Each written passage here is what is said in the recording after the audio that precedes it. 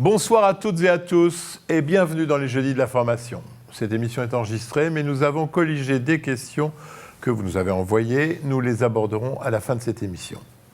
L'homme augmenté voit plus loin, même dans le noir. Il ne connaît pas la fatigue, vieillit moins vite, ne se brise pas le col du fémur à la moindre chute. Il est à l'abri des maladies neurodégénératives. Grâce à la technique, les capacités mentales et physiques de cet homme seront démultipliées. Alors je vous vois craindre une émission sur les fantasmes transhumanistes. Peut-être pas si l'on en croit notre invité du jour, car il va nous expliquer que des applications sont déjà en pratique. Professeur Jacques Marescot, bonjour. Bonjour.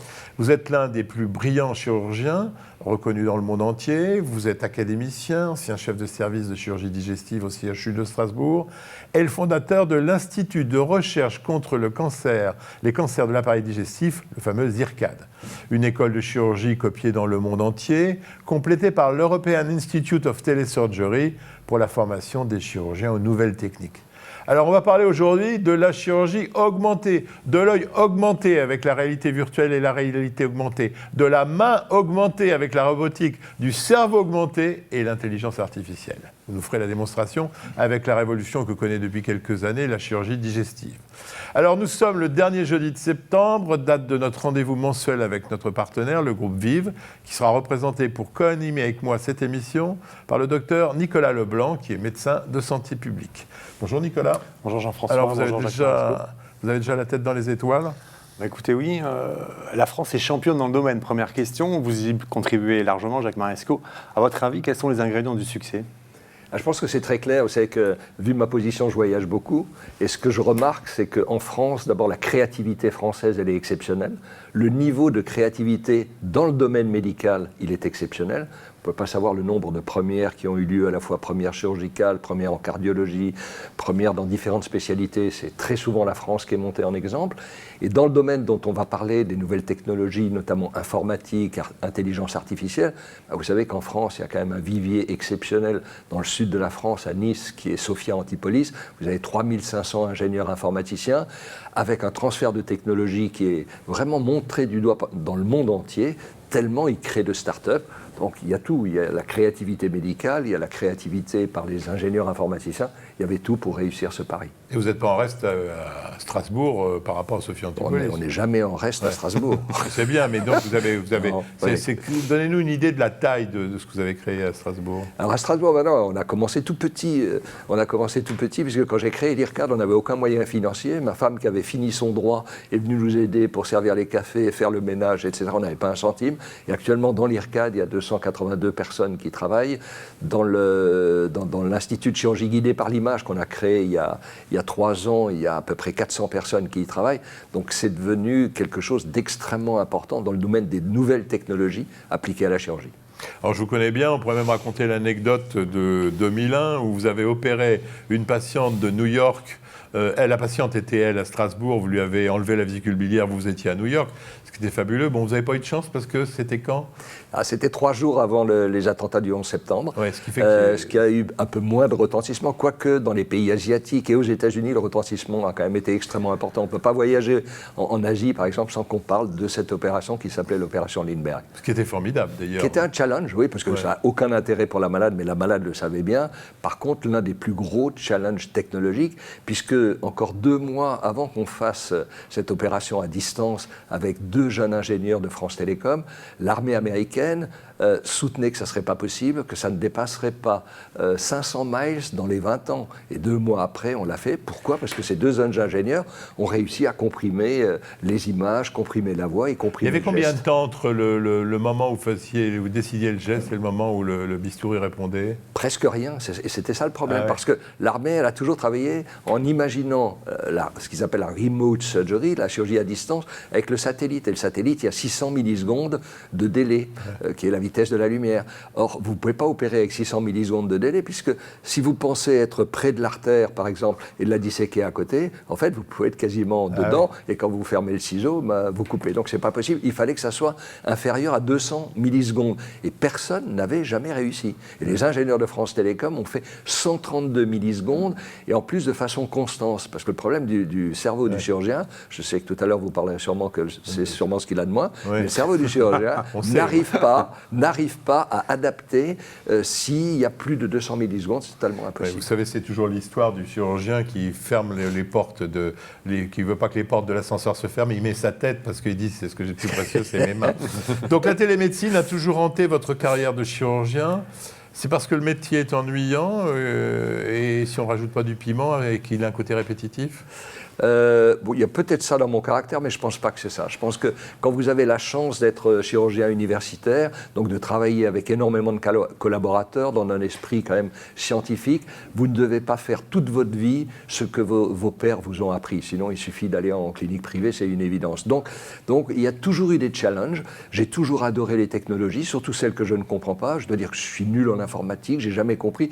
Par contre, j'ai toujours été fasciné de voir comment un informaticien travailler sur des algorithmes, vous savez comment c'est, devant cet écran avec tous leurs chiffres, etc., et comment ils arrivaient à faire ce dont nous avions besoin. Donc en fait, nous, on utilise cette information et on la met au profit, bien sûr, de notre geste chirurgical et du malade.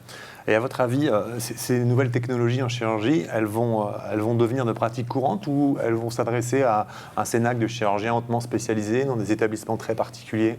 Non, on verra tout à l'heure, il y a différents types de technologies, mais que ce soit par exemple la reproduction du clone digital du malade, c'est-à-dire prendre l'image médicale que beaucoup de gens ne comprennent pas, la mettre en 3 dimensions, faire en sorte que tout le monde comprend, y compris le malade. Ça, c'est quelque chose qui n'est absolument pas cher et qui sera obligatoire. L'intelligence artificielle, ça sera comme l'évolution de tous les ordinateurs, c'est quelque chose qui ne sera pas coûteux. La seule chose qui pour l'instant est extrêmement coûteuse, c'est la robotique, notamment toute la robotique chirurgicale, parce que c'est entre 2 millions, 2,5 millions d'euros. Donc pour l'instant, c'est évident que ça ne peut pas être diffusé. Mais il faut quand même aussi dire que jusqu'à présent, la robotique chirurgicale n'a pas obligatoirement prouvé une supériorité phénoménale sur le geste chirurgical, alors qu'on est persuadé que dans les 10-20 ans, ça va exploser en qualité chirurgicale. Alors la réalité augmentée en chirurgie, je vous laisse poser la première question. Les applications sont immenses. À chaque fois, on se pose la question de savoir où est-ce qu'on va, dans quelle spécialité chirurgicale les choses vont se développer. Est-ce que ça sera en prothèse orthopédique ? Est-ce que ça sera la chirurgie de haute précision, celle de l'œil, de l'oreille, de la neurochirurgie ? Où les choses vont se décanter, si j'ose dire. Alors je pense que c'est vraiment toutes les spécialités. Hein. C'est quoi ? Quand on dit, et Jean-François Lemoyne a dit au début de cette émission, la chirurgie augmentée, on augmente l'œil, la vision du chirurgien, on augmente sa capacité à faire le geste, ça c'est la robotique, et on augmente son cerveau, ça c'est l'intelligence artificielle. La réalité augmentée, c'est-à-dire voir au travers, c'est pour tout. C'est-à-dire, le principe de la réalité augmentée, c'est quoi ? C'est la première étape, c'est de faire le clone digital du malade en 3 dimensions. Vous prenez par exemple le scanner du foie. Le scanner du foie, vous savez que c'est comme si c'est des coupes. Toutes ces coupes par l'ordinateur, vous arrivez à les remettre en 3 dimensions, ce que normalement votre cerveau doit faire, mais votre cerveau a énormément de mal, il peut le faire de façon grossière, il ne peut pas faire les détails de l'anatomie. Or, la chirurgie, elle devient de plus en plus ciblée, elle préserve de plus en plus de tissus sains, donc il faut ça. Et ensuite, le principe de la réalité augmentée, vous prenez ce clone digital, donc cette image en 3 dimensions, et vous allez l'intercaler avec l'image que la caméra vous donne.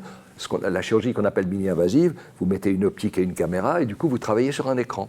Et donc, si vous faites une fusion entre l'image virtuelle et la vraie image que vous voyez, donc vous voyez le foie par votre optique et votre caméra, vous rajoutez le foie virtuel, de l'extérieur, mais de ce foie virtuel, vous pouvez le rendre transparent, puisque c'est digital. Et si vous le rendez transparent, ça veut dire que vous allez voir à l'intérieur de ce foie les artères, les veines, les voies biliaires qui conduisent la bile. Donc c'est cette notion de transparence. La notion de transparence, elle est pour toutes les spécialités. Il ne faut pas oublier que les premiers qui ont imaginé la réalité augmentée, et ça date de longtemps, ça date de 92, c'était les neurochirurgiens, parce que c'est beaucoup plus facile. Parce qu'en neurochirurgie, ça ne bouge pas. C'est-à-dire qu'ils vous faites le scanner ou l'IRM de votre malade, mais le jour de l'opération, vous fixez le crâne, vous faites la superposition, il n'y a pas de Et problème. vous, comment vous faites en digestif? Nous, on a énormément de problèmes, on en parlera tout à l'heure, qu'on essaye de résoudre avec des machines qui vous montrent des images en temps réel dans le bloc opératoire, mais c'est beaucoup plus dur. Alors que ça soit intellectuellement très agréable, ça je peux concevoir, mais on a des gens qui sont assis, allongés sur la table. Qu'est-ce que ça apporte? Vous avez des gestes moins invasifs, vous êtes plus précis, ça permet d'hospitaliser les gens moins longtemps. C'est quoi l'intérêt? Alors déjà, il faut bien comprendre l'intérêt immédiat pour les patients et l'intérêt futur. La réalité augmentée dans notre domaine, chirurgie digestive, urologique, gynécologique, etc., n'est pas au point. C'est un concept qu'on développe en recherche. Par contre, la réalité virtuelle, c'est-à-dire prendre l'image médicale, la transformer en 3 dimensions, ça c'est quelque chose qu'on fait tous les jours. Et quel est le bénéfice pour le malade? J'ai expliqué tout à l'heure que ce qui est très difficile pour le chirurgien, c'est de comprendre l'anatomie détaillée, c'est-à-dire petites artères, petites veines, etc. Mais comme on doit faire un geste de plus en plus petit, si vous voulez, toute l'évolution de la chirurgie évolue exactement pour tous les cancers, digestifs, uraux, etc., comme le cancer du sein. Et vous savez qu'il y a 30 ans, on enlevait le sein, le muscle, les ganglions, les femmes avaient des séquelles phénoménales. C'est pareil pour la chirurgie digestive. Il y a 20 ans, il y avait une petite tumeur dans le foie droit, on enlevait le foie droit, une petite dans le foie gauche, on enlevait le foie gauche. Ça veut dire qu'on enlevait 90% de tissu sain. Et ça, c'est totalement impossible maintenant.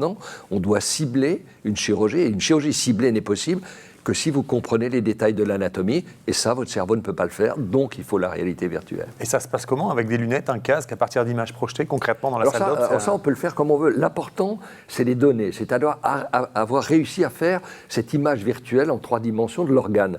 Alors ensuite, vous pouvez les mettre, vous intégrer ça dans un casque, le meilleur actuellement, sans le citer, c'est quand même le casque de Microsoft HoloLens, vous pouvez le mettre dans le casque, parce qu'en plus, vous pouvez voir aussi l'environnement et voir l'image transparente. Vous pouvez l'avoir sur l'écran de chirurgie laparoscopique, vous pouvez l'avoir sur un iPad, parce que vous opérez non pas en chirurgie mini-invasive, mais il y a encore des opérations qui se font, ce qu'on appelle à ciel ouvert, avec une incision, donc vous avez l'iPad. Donc toutes les technologies qui permettent de recueillir l'image, elles sont possibles. Ça, c'est pas le côté difficile. Le côté difficile, ce sont les algorithmes pour reconstruire cette image médicale. Ça ne vous exclut pas du reste de l'équipe chirurgicale d'être avec votre casque? Vous n'êtes pas dans un autre monde par rapport au reste de l'équipe? Si. Alors ma réponse était, on peut le faire avec le casque.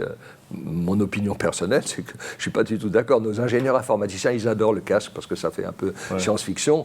Pour nous, on n'en a pas besoin, puisqu'on opère de toute façon avec un écran, puisqu'on a une caméra dans le ventre du malade, par exemple. On voit le résultat là, on voit les images de réalité virtuelle.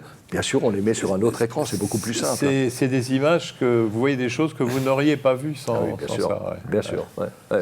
Est-ce que, alors, c'est dans votre vie quotidienne, tout le monde opère comme ça dans votre... Il y a énormément ça se diffuse de plus en plus. Le problème de la reconstruction, il y a sur le marché actuellement, vous avez à peu près 8 compagnies dans le monde qui ont des logiciels qui permettent la reconstruction en 3 dimensions. Nous-mêmes, à l'Institut, on a créé une spin-off qui s'appelle Visible Patient, dont le concept, en fait, comme ce sont des chirurgiens qui l'ont créé, elle est beaucoup plus faite pour les chirurgiens. Pourquoi? Parce que les autres compagnies, en général, elles vendent un logiciel cher, mais puis ensuite, le chirurgien, pendant 2 heures, il doit 2 heures pour reconstruire. Moi, j'ai jamais connu en France un chirurgien qui allait prendre 2 heures pour reconstruire une image. Ça, c'est possible au Japon. Donc, Fuji, ça marche très bien parce que le patron japonais, il dit à son élève, il me le faut pour demain matin. L'élève, il va passer même la nuit et il va le faire. En France, si vous dites à votre interne de le faire pour le lendemain, je suis pas sûr qu'il n'y ait pas autre chose de prévu. Ne pas utiliser cette technologie, c'est une perte de chance? Je suis convaincu que la reconstruction 3D, je ne parle pas de la réalité augmentée, mais la réalité virtuelle, reconstruction en 3D, sera obligatoire dans quelques années. On ne peut pas imaginer, vous savez, c'est comme le pilote. Un pilote d'avion ne va pas décoller s'il n'a pas fait sa simulation, sa planification du vol. C'est exactement la même chose pour la chirurgie. Il faudra prouver que vous avez travaillé, parce que la réalité virtuelle, elle vous permet, votre stratégie, je dirais, intellectuelle, mais elle va vous permettre de plus en plus la simulation du geste, c'est-à-dire qu'avec des instruments virtuels, vous allez faire le geste que vous allez faire le lendemain sur le vrai malade. Et je suis persuadé que sur le plan médico-légal, il faudra prouver qu'on a fait ce geste de simulation avant, donc on a pris vraiment toutes les précautions pour le meilleur geste pour le patient. Alors les données, les algorithmes, le digital En général, ça coûte cher. Est-ce que les hôpitaux, dont on n'arrête pas de cibler leurs difficultés financières, auront les moyens de ce développement en France? Alors, moi, je ne pense pas que ça coûte cher. Alors, par exemple, tout ce qui est actuellement la possibilité de reconstruire en 3D, si c'est un système de service, pour reconstruire un malade, ça vaut le prix d'une pince automatique. Vous en utilisez au moins 4 ou 5 en chirurgie, avec des clips. Donc, ce n'est pas quelque chose de cher. Ensuite, vous savez très bien que qu'est-ce qui est cher, à la fois pour une mutuelle ou pour la sécurité sociale? C'est la complication, ce n'est pas le geste. Donc, tout ce qui est fait, où on peut prouver qu'il y a une diminution importante du pourcentage de complications, ça fait que c'est pas cher. Donc toutes ces techniques, je répète, à part la robotique qui est encore chère, mais avec la compétition qui va s'ouvrir dans moins d'1 an, je pense que les prix vont être divisés par 2. Mais pour tout ce qu'on appelle ordinateur, etc., c'est pas cher. Mais ça gagne du temps humain? Ah bah bien sûr, Ouais. bien sûr. C'est-à-dire qu'à partir du moment où l'ordinateur a fait votre travail, c'est pour ça que c'est une des premières étapes de par rapport aux l'intelligence. chirurgiens traditionnels Bien sûr. ouais. Bah, plus vous planifiez votre geste à l'avance, plus vous savez exactement dans le moindre détail ce qui vous attend dans l'anatomie du malade. Il ne faut pas oublier que nous, actuellement, tout le monde parle de médecine personnalisée. Mais la chirurgie, c'est une chirurgie personnalisée. Vous avez au moins 30... Enfin, il n'y a pas un malade qui a la même anatomie que le voisin. Donc, c'est mieux de le savoir avant. Bon, je vous préviens, on va sûrement déborder le temps parce qu'avec Jacques Maresco, c'est toujours passionnant, c'est toujours comme ça. Alors, on va passer à la main augmentée maintenant. Oh, j'ai fait ma mauvaise blague sur la main du chirurgien qui était plus importante que son cerveau, mais c'est quoi la main augmentée? J'ai vu la promotion d'une main augmentée qui s'appelait Fingy, de Finger, qui était de pouvoir, par exemple, faire 2 tâches en simultané. C'est ça l'intérêt ou... Non, alors pas en chirurgie. Bon, vous avez les mains augmentées, quand on parle de la main augmentée du chirurgien, parce qu'en fait la question, c'est, on demande toujours au chirurgien, dans le concept de chirurgie augmentée, vous voulez quoi? Qu'est-ce qui va pouvoir améliorer votre geste? La première réponse est la vision. Ce qu'on a vu tout à l'heure, il y a d'autres techniques qu'on n'a pas évoquées, la fluorescence, et là, c'est la vision. Voire mieux, prolongation des 5 sens normaux du chirurgien. La deuxième chose que tous les chirurgiens répondent, c'est améliorer ma capacité, bien sûr, de la main, ce qu'on appelle la skill surgery, vraiment la gestuelle. Et ça, c'est la robotique. Alors, il faut quand même imaginer que les robots actuels, qui pourtant sont la préhistoire du robot, analysent quand même 1000 signaux par seconde. Ça veut dire que c'est pas de la vraie robotique. Votre main, on analyse peut-être plus que ça. Ça, je ne m'attendais pas à la question, peut-être. Peut-être, oui, c'est possible. C'est possible. Quand on voit ce que le cerveau a besoin d'analyser, on est toujours en train de se... Alors, pour l'analyse, vous avez raison, parce que vous avez toujours raison, Jean-François Lemoine. Non, c'est pas que j'ai raison. Mais pour la répercussion de l'analyse, je pense que le robot peut faire mieux. Je vous donne un exemple. Ouais. C'est la suppression du tremblement. Même si ce n'est pas hyper important en chirurgie. Ça, c'est arrêter l'alcool, et puis c'est tout. Donc, ça, aucun chirurgien ne pourra. Donc, vous avez l'ordinateur comprend que, par exemple, la main tremble comme ça. Ouais. Bah, immédiatement, il y a la suppression du tremblement, même si vous, sur le télémanipulateur, vous tremblez un peu. Immédiatement, le geste sera hyper précis. Une hyper précision. Ouais. Son utilisation, on la connaît en urologie du robot. En chirurgie digestive, on en est où sur le sujet? Alors, d'abord, c'est peut-être en chirurgie digestive qu'on a commencé. Je ne veux pas vanter notre équipe, mais en 1997, on a quand même publié la première série de 100 malades opérés avec le robot. À l'époque, c'était le robot Zeus, avant que les urologues débutent même la chirurgie laparoscopique. Ensuite, il y a eu un boom phénoménal pour la chirurgie de la prostate, parce que c'était une très bonne indication de la robotique, parce que, si vous voulez, c'est la prostate, elle est au fond du petit bassin chez l'homme. Ouais. L'homme a un bassin étroit par rapport à la femme, et donc il fallait surtout faire une suture, ensuite, au niveau de la vessie et de l'urètre, et ça, c'est extrêmement difficile. Ouais. Et donc, il y a eu un gros développement de la robotique. C'est une chirurgie très compliquée, on sait, la chirurgie de la prostate, donc les robots, on peut comprendre que ça soit arrivé là. Il y a des domaines où c'est plus difficile. Mais vraiment, je pense que la robotique, vous savez, c'est comme la chirurgie mini-invasive. Quand vous voyez l'évolution de la robotique depuis les 20 dernières années, actuellement, par exemple, on disait, oui, on pourra faire des gestes relativement simples. Jamais on peut faire une chirurgie compliquée du foie avec un robot. Vous savez, nous, on est connectés toutes les semaines avec Hong Kong, où il y a sûrement le meilleur chirurgien hépatique robotique. 100% de sa chirurgie hépatique est fait avec le robot. À Chicago, Julia Otis elle-même.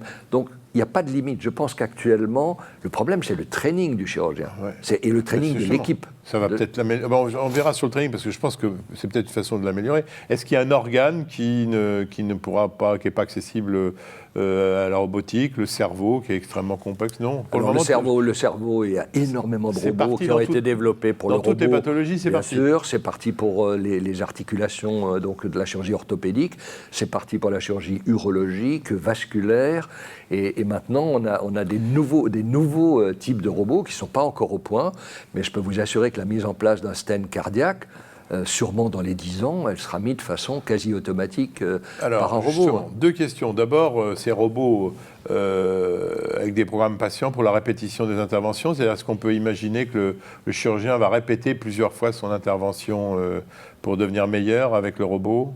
C'est-à-dire on peut visualiser l'intervention. Alors oui, enfin là-dessus, moi je suis un convaincu complet, puisque je suis convaincu que, mais dans longtemps, je pense que ça va être peut-être 50 ans, que le geste sera automatique. Le geste d'une chirurgie compliquée sera automatique. Pilote automatique, quoi. Et un pilotage automatique, comme l'évolution, vous savez, tout le monde a compris l'aviation automatique, bien sûr, qui était relativement simple. Tout le monde a dit que ça ne sera pas possible pour l'auto. Pourquoi? Parce que l'auto, vous avez tellement de choses imprévues qui arrivent, ce qui n'est pas obligatoirement le cas de l'aviation, les piétons, etc. Et là, on sait qu'on y arrive. On y est, ça y est. Et ça sera pareil pour la chirurgie. C'est-à-dire que le chirurgien, c'est assez amusant, le premier article qu'on a publié là-dessus, c'est il y a longtemps, en 1998, on avait expliqué un peu ça, comment on allait travailler sur le clone digital du malade, ensuite donner les informations au robot. Dans le plus gros journal américain qui s'appelle Annals of Surgery, retour immédiat à l'envoyeur, aucun intérêt pour le chirurgien. On s'est fâché, et on a dit non, on ne veut pas être analysé par un cow-boy, donnez ça, on veut savoir pourquoi vous nous dites que ça n'a aucun intérêt. Ça a été analysé par le chairman de Stanford, qui nous l'a publié en haute priorité, qui a fait un éditorial de 3 jours, en disant ce qu'ils font à Strasbourg, c'est comme un metteur en scène qui fait un film. La vision qu'ils ont de la chirurgie veut dire qu'on fera plusieurs fois le geste sur le clone digital du malade, on n'est pas content, on le refait, on a le droit à l'erreur, on refait 15 scènes, 20 scènes, et puis c'est la meilleure scène, on la met de côté, on fait la deuxième étape de la chirurgie, on met de côté, et à la fin, comme le metteur en scène qui fait son film idéal, on fera la chirurgie automatique idéal parce qu'on aura tout présélectionné avant. Alors, vous savez qu'on peut fort bien faire décoller un avion, le faire atterrir, le faire voler sans qu'il y ait personne qui s'en occupe, mais aucun passager accepte de monter dans un avion sans pilote. Donc on peut imaginer qu'avant qu'on se fasse opérer sans chirurgien, ça va peut-être prendre un certain temps. Il faut un moment que peut-être vous-même et moi-même, on ne connaîtra pas. Mais théoriquement, on ne voit pas comment ça serait impossible. Absolument. Quand on discute avec les ingénieurs, on sait qu'un jour, et le développement de l'intelligence artificielle aussi, fera que ça sera possible. Et là, les questions de coût, vous évoquiez tout à l'heure sur la robotique, une barrière à l'entrée, vous pensez qu'elles vont être levées quand? Alors, c'est simple, bien sûr, il y a un coût, et à chaque fois qu'il y a un coût, un surcoût, il faut savoir quel est vraiment le coût-efficacité pour le malade. Je pense que pour une mutuelle privée comme la vôtre, c'est aussi extrêmement important. Le problème, c'était l'exclusivité. Il y avait un seul fabricant, entre guillemets, de robots, qui est aux États-Unis, qui est Intuitive Surgical, qui ont fait des progrès considérables, mais sans compétiteurs. Mais maintenant qu'il y a des concurrents, il va y en avoir au moins 7 sur le marché dans les 2 années qui viennent. Qu'est-ce que ça veut dire? Quand vous voyez les concurrents comme Google, Johnson & Johnson, Medtronic, Samsung, etc., ça veut dire que tout le monde va vouloir faire des robots de nouvelle génération qui vont être de plus en plus efficaces et de moins en moins chers. Ce qui veut dire que très certainement, à la fois pour l'État, pour la sécurité sociale ou pour vous, du coup, ça fera des économies parce qu'il y aura beaucoup moins de complications.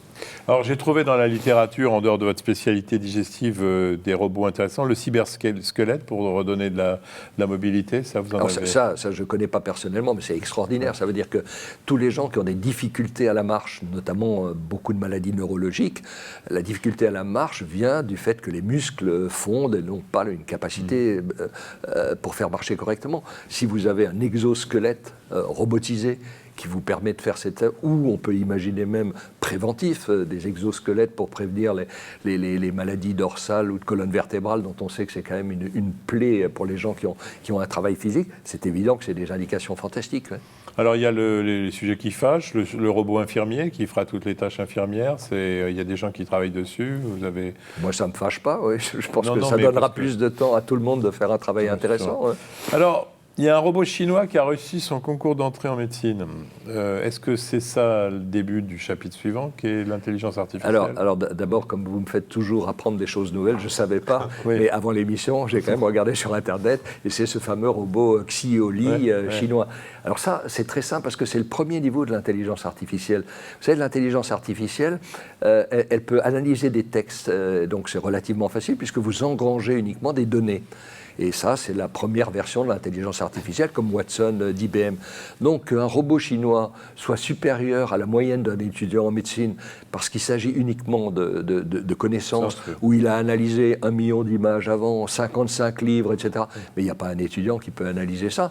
Et là, le résultat, donc j'ai regardé, c'était assez amusant, il était supérieur à la moyenne. Ça veut dire que ce n'est pas encore un super... Ouais. Mais s'il est supérieur à la moyenne aujourd'hui, ça veut dire qu'il va répondre à toutes les questions sans aucune faute dans 10 ans. Et ce qui pose un... Je ne voudrais pas être doyen de médecine, doyen de faculté de médecine actuellement pour savoir comment il faut faire les études de médecine.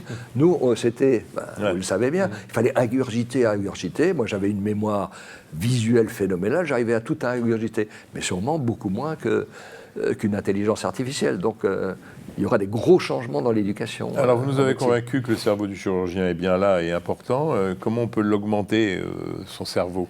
Alors, comment on peut augmenter le cerveau du chirurgien? Alors ça, c'est effectivement cette énorme panoplie d'intelligence artificielle dont on lit tout et son contraire, parce que je pense que c'est extrêmement confus. Si on veut essayer de démystifier le concept d'intelligence artificielle, d'abord, le mot intelligence artificielle, c'est un mot générique. C'est quelque chose qui existe depuis 1957. C'est juste essayer de copier, de mimer ce que peut faire l'intelligence humaine.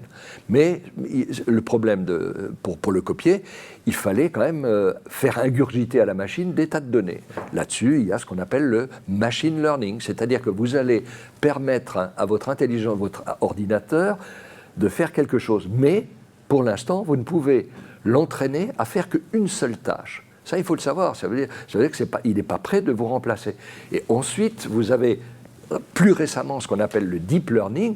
Et le deep learning, en fait, c'est comment vous arrivez par des algorithmes à faire exactement, en fait, à mimer un neurone, un deuxième, des milliers de neurones, des millions de neurones, des milliards de neurones.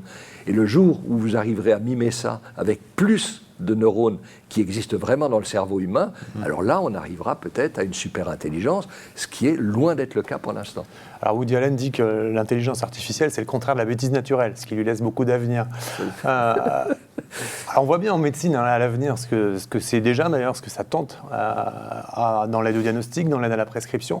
En chirurgie, on a plus de mal à imaginer comment ça peut améliorer les pratiques des chirurgiens. Est-ce que c'est l'intelligence artificielle qui, au bout du bout, choisira le geste, choisira la technique chirurgicale et le chirurgien deviendra le simple opérateur, si j'ose dire? Ça, c'est la bonne question.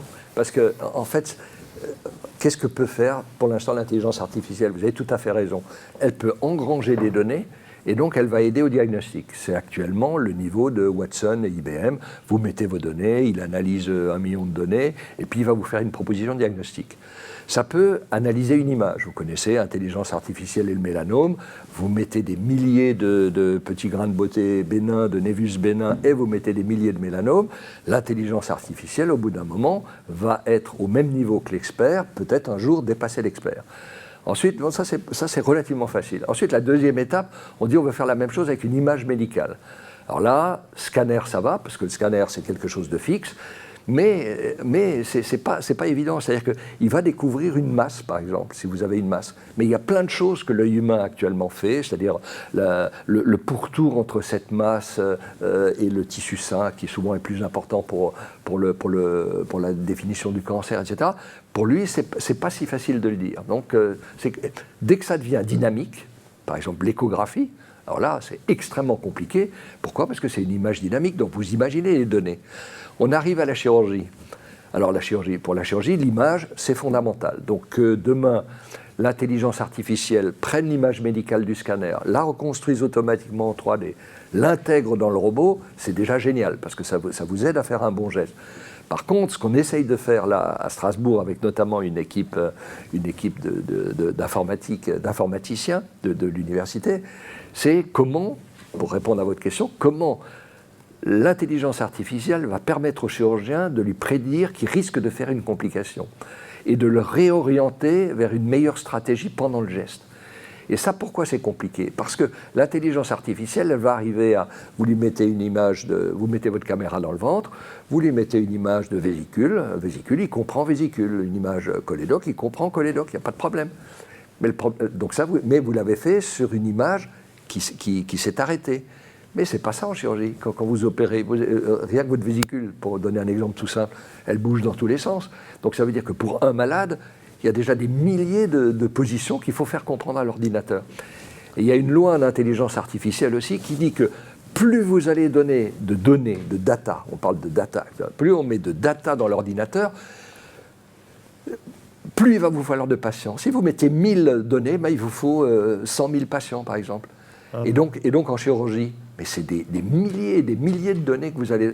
Donc c'est pas demain, même si on travaille dessus, c'est pas demain qu'on va pouvoir analyser le geste du chirurgien et l'améliorer. L'intelligence artificielle, c'est pour rendre l'individu moyen super intelligent ou pour créer des super intelligences impensables aujourd'hui? Alors la réponse, c'est pour créer des super intelligences, mais ce n'est pas demain. C'est-à-dire que vous avez 3 définitions et 3 niveaux de l'intelligence artificielle.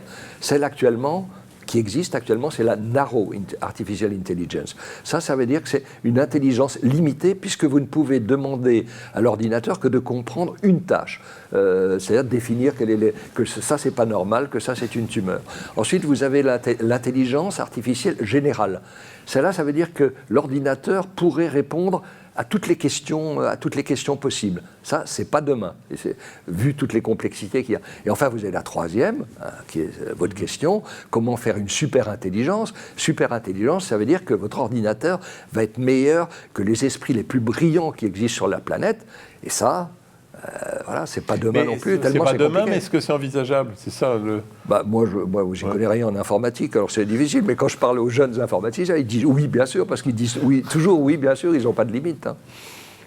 Est-ce que vous pensez qu'un jour on sera confronté à un robot qui proposera un geste qu'aura pas imaginé l'humain? Oui, là c'est évident. Justement parce que ça sera une étape même très rapide de l'analyse du robot sur l'anatomie du malade par rapport à sa maladie et donc de prévoir le geste qui est le geste le moins agressif possible. Oui.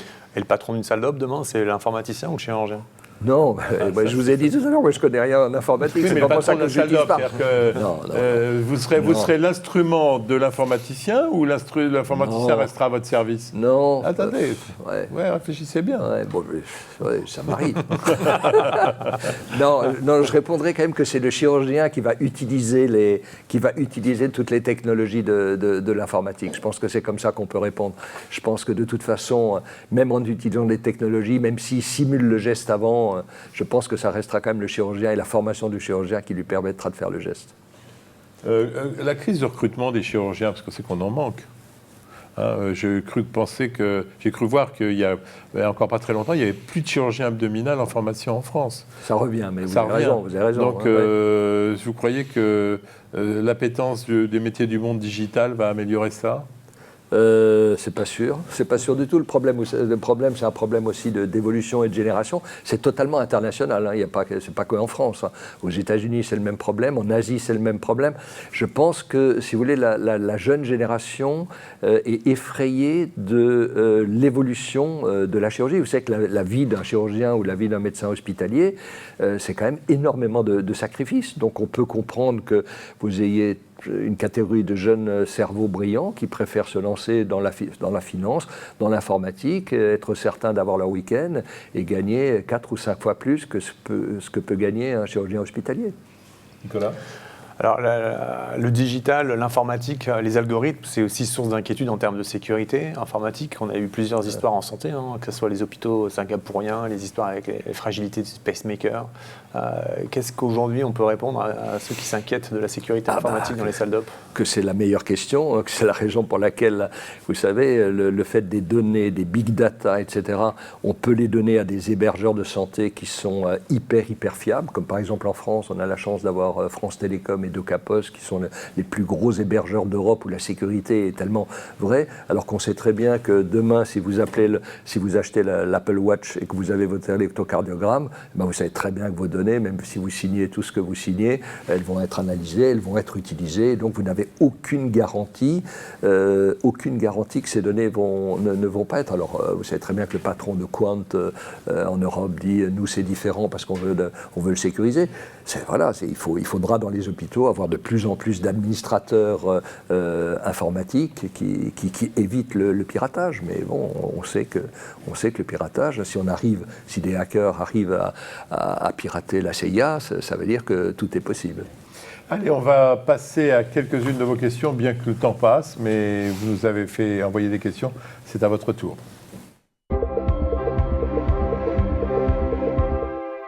Alors, une question qui traduit plusieurs questions, Nicolas. Aujourd'hui, quand on est généraliste, comment doit-on adapter son orientation vers les chirurgiens qui commencent à utiliser les technologies courantes que vous avez décrites? Est-ce que c'est connu, pas connu? Est-ce qu'on sait faire la différence et éviter la perte de chance? Oui, non, je pense que, vous savez, toutes les technologies un peu sophistiquées dont on a parlé, beaucoup sont encore ce qu'on appelle dans un programme de recherche clinique, dont on n'a pas la réponse sur l'absolu bénéfice, supériorité par rapport à une autre. Donc je pense qu'il ne faut pas se dire, il faut aller absolument dans cet endroit. La chose qu'il faut dire, enfin pour un médecin généraliste, c'est que quasiment la majeure partie des opérations actuellement, qu'elles soient digestives, urologiques, pédiatriques, se font par voie mini-invasive. Ça, c'est la chirurgie laparoscopique. Et là, on sait que maintenant, en France, c'est quand même un des pays où il y a la plus grande diffusion de ces techniques mini-invasives. Mais c'est là où il faut orienter le malade. Le reste, je vous répète, c'est encore de la recherche clinique, même si on est persuadé que ça va améliorer le bénéfice pour le malade. Alors, un de nos médecins dit l'ordinateur était imposé au médecin, pas pour l'aider, mais plutôt le contraindre. Est-ce que la machine à diagnostic risque de ne pas être mal reçue? On parle toujours de la révolte des canuts à Lyon sur le tissage. Est-ce que vous ne croyez pas qu'à un moment, il va y avoir une espèce d'opposition à l'ordinateur? Alors, moi, je suis convaincu que non. Et vous savez pourquoi? Parce que tous ces ordinateurs et cette intelligence artificielle, comme par exemple Watson, ça fait 2 fois que je le cite, mais parce que c'est le plus évolué maintenant, va très rapidement être accessible au grand public. Et donc le jour où vous avez le malade qui peut mettre ses données dans un ordinateur d'intelligence artificielle, lequel ordinateur va lui conseiller qu'est-ce qu'il faut faire, son traitement, etc., le rapport avec le médecin va changer, le médecin va être obligatoirement, va devoir avoir la même connaissance pour pouvoir discuter d'égal à égal avec son malade. Donc je pense que l'évolution, elle est inéluctable. Un de nos médecins dit l'arrivée du digital, ça peut se comparer à la maîtrise du feu ou l'arrivée de l'électricité dans l'histoire de l'homme. Non, ça a été des gros... Mais il y a eu, j'ai plus la phrase en tête, mais il y a un grand informaticien qui a dit que ça n'a rien à voir avec l'arrivée du feu et de la flamme, parce que, en fait, si vous voulez, ça a été les plus grosses révolutions, bien sûr, mais jamais vous avez eu quelque chose et une nouvelle technologie qui a essayé à terme de dépasser le cerveau humain. C'est là où l'intelligence artificielle, c'est quelque chose qui peut un peu faire peur. De la médecine prédictive à l'espionnage, il n'y a qu'un pas. Aujourd'hui, certains pensent que Google est une secte. C'est pas votre analyse? C'est un peu ce que j'ai dit, hein, bien sûr. À partir du moment où on a su que Google pouvait utiliser toutes vos données, à partir du moment où on sait que très certainement Google va pouvoir vous suivre au point de vue électrocardiogramme, tout est possible. Et c'est effectivement une manière d'espionnage. Et c'est assez incompréhensible d'ailleurs que les différents États aient laissé un tel espionnage en étant plus que consentants. Alors, un des problèmes majeurs, c'est la méconnaissance totale des enseignants sur ces sujets de médecine connectée, de médecine augmentée. Est-ce que techniquement, c'est possible de mettre l'enseignement à niveau? Et ça, c'est l'énorme problème. Vous savez, hein, on a dû faire nos études, enfin vous êtes plus jeune que moi, monsieur Lemoine, mais presque à peu près de la même génération, avec 5 ans de moins. On a fait des études où il n'y avait pas un tel bouleversement des connaissances médicales tous les 5 ans. L'échographe n'existait pas, le scanner n'existait pas, l'endoscopie flexible n'existait pas. Donc moi j'ai connu toutes ces révolutions. Mais maintenant c'est terrible, à la fois sur le plan de la génétique, sur le plan des drogues personnalisées, etc. Donc c'est ce que je disais, je répète ce que je disais tout à l'heure, j'aimerais pas être doyen d'une faculté de médecine parce que je n'arrive pas à voir comment va pouvoir se faire l'enseignement des étudiants en médecine avec autant de connaissances qui doivent être à jour régulièrement. Et la fondatrice, j'avais assisté à Séoul à une conférence avec l'une des fondatrices de Watson, de IBM, qui disait, pour être à peu près à jour, un médecin devrait, à peu près à jour sur les nouvelles connaissances, devrait lire plus de 472 heures par semaine. Quand on sait, Jean-François Lemoyne, ce que lit un chirurgien par semaine, voilà, on en est loin. Donc c'est impossible. Donc on devra être aidé par un ordinateur qui aura une partie de ses connaissances. Finalement, c'est une première dans l'histoire de l'homme que la technologie et que les connaissances aillent plus vite que ce qu'on peut absorber, notamment dans l'enseignement. Bien sûr, ouais. On ne risque pas d'avoir une génération de médecins sacrifiés? C'est une question qui m'a... Non, médecin sacrifié, je ne pense pas. Il y aura une étape où le médecin va se servir de l'intelligence artificielle. Comme moi, dès qu'il y a quelque chose, je ne sais pas quelque chose, en 2 secondes sur mon iPhone, je peux regarder et me connecter sur Internet et j'ai immédiatement la réponse. Je pense que ça sera pareil. Je pense que ça ne fera que faire des meilleurs médecins au fur et à mesure. Une dernière question, Nicolas. Ne craignez-vous pas que la médecine soit un peu moins humaine, du coup, plus tournée encore vers les ordinateurs? Je pense l'inverse. Je pense vraiment l'inverse. Je pense que dans l'évolution même des études de médecine, à partir du moment où elles ne vont plus être axées sur la connaissance obligatoirement, parce qu'on sait que la machine va apprendre beaucoup mieux, elle va délivrer des propositions médicales supérieures à ce que peut faire le cerveau humain, ça veut dire que je suis persuadé qu'on va mettre plus d'humanisme dans les études médicales, que les médecins auront plus de temps pour ce fameux colloque singulier avec leurs malades, et je suis persuadé qu'il y aura plus d'empathie, parce que ce côté humain, ça, l'ordinateur, enfin on ne sait jamais, mais n'est pas prêt de pouvoir nous le prendre. Alors, ça pourrait être une conclusion, mais je voudrais, avant qu'on se quitte, que vous nous racontiez ce qu'est la planète Jacques Marescot. Donc, vous avez l'IRCAD France. Vous formez combien de chirurgiens par an? 6200 par an à Strasbourg, venant de 120 pays différents. Ce qui est déjà incroyable. Alors, qu'est-ce que vous appelez Versbourg, votre université virtuelle? C'est quoi ça? C'est WebSurge. Vous avez l'accent allemand quand vous parlez anglais? WebSurge. C'est WebSurge.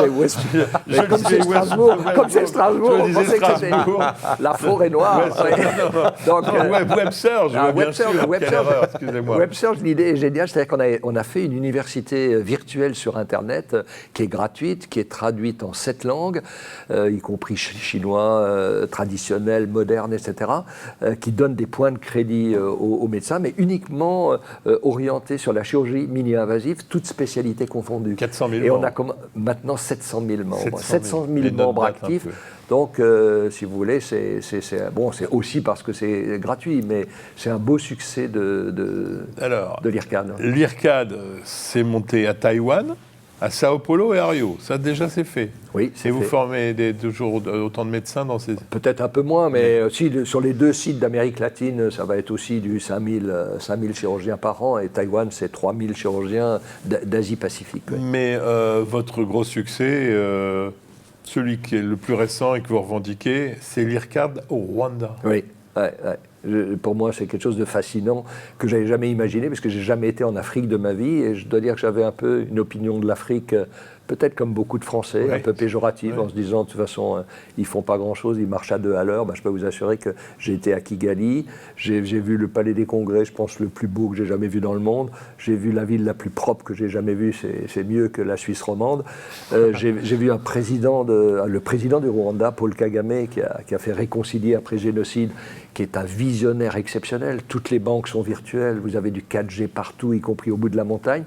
On revient du Rwanda avec beaucoup d'humilité en se disant, s'ils continuent comme ça, c'est eux qui vont dépasser l'Europe dans 20 ans. Et concrètement, chirurgie? Alors en chirurgie, Qu'est-ce que vous avez fait là-bas? Alors en chirurgie, bien sûr, ils ne sont pas du niveau européen, du niveau américain. Mais quand j'ai proposé au président en lui disant, vous ne pensez pas qu'il vaut plutôt mettre l'argent pour améliorer les hôpitaux qui existent, etc. Sa réponse a été claire. Il a dit en anglais, parce que lui il est anglophone, il a dit pour moi aujourd'hui c'est hier, je suis obligé de voir demain. Et ça veut dire qu'il veut court-circuiter le retard qu'ils ont eu, immédiatement former, pas que les Rwandais, former toute l'Afrique à ces techniques. Et 2 mois après, on avait la visite du vice-président de Côte d'Ivoire avec 5 ministres, parce que comme on le faisait au Rwanda, il voulait le faire en Côte d'Ivoire. On a dit, oh là, doucement, on fait un au Rwanda, faites former vos chirurgiens de Côte d'Ivoire déjà aussi au Rwanda. Le jour où il y a une liste d'attente, on peut faire un deuxième, voire un troisième. Mais vous faites quoi donc de votre vie? Vous passez votre temps à aller d'un arcade à l'autre? J'aime bien, hein, j'avais cru que le fait de ne plus opérer allait me manquer, mais comme je suis un obsessionnel et que j'avais toujours peur d'une complication, je pense que oui, là je voyage entre Taïwan, entre le Brésil et puis le Rwanda, et je trouve que c'est une belle vie. Et je vous promets, on mettra une caméra pour le suivre, ça peut nous faire un très beau reportage. Bon, en conclusion, vous êtes l'homme qui nous prouve qu'André Malraux s'est trompé, que le XXIe siècle ne sera pas que mystique. Hein, c'est vrai qu'il n'avait pas prévu Internet, mais par contre, dans cette traduction médicale de ma question, j'avais envie de vous dire, on ne va pas faire confiance aux machines, mais vous dites que si. Oui, je suis convaincu qu'il faut faire confiance aux machines, d'abord en support au départ, et un jour, très certainement, accepter qu'elles vont nous dépasser. Merci Jacques, passionnant comme toujours. Votre prochain exploit, ce sera quoi ? Mon prochain exploit, je pense, c'est réussir le pari au Rwanda de former le plus de chirurgiens africains à cette chirurgie mini-invasive. Et je pense que ça serait beaucoup plus marquant que l'opération Lindbergh. Nicolas, je vous avais promis un invité impressionnant. Impressionné ? Impressionné, ça l'est sur deux choses. Enfin, je retiens deux choses. L'excellence française dans le domaine et puis surtout le fait que les métiers de la santé vont considérablement changer, celui de chirurgien, ceux de médecin et puis aussi les paramédicaux, infirmières et autres. Que de choses à transformer à l'avenir.